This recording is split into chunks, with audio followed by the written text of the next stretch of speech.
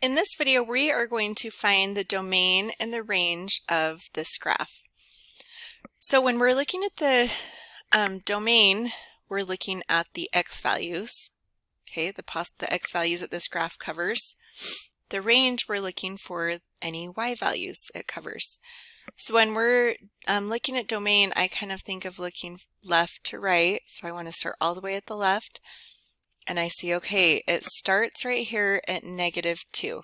So for domain, and it's including -2 because it's a filled in circle, it's a solid circle.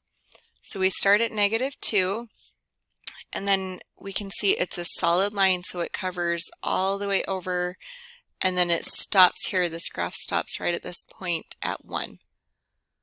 And so it goes to 1. Now this one will be a parenthesis because it's not including, it's an open circle, and so it'll be like that. Okay, now the range, we're going to do similarly, except we're moving vertically now. So we're looking what y values it covers.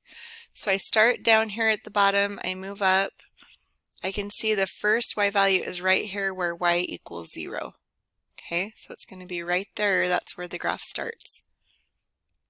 It's also going to be a bracket because it's a filled in circle. So it's going to start at 0. Now we're going to move up.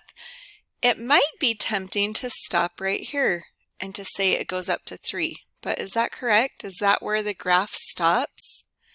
Well, it's not. The graph actually goes up to right here, and so that's why we're moving vertically. We're looking at all the y values that are covered, so it actually goes up to 4 for its final point. Now, because it's a solid line right here, there's no open circle, there's no dot, this is actually going to be a bracket too.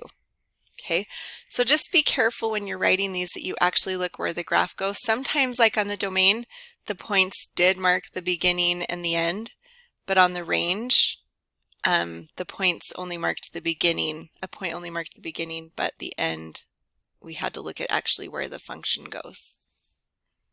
Hopefully that helps.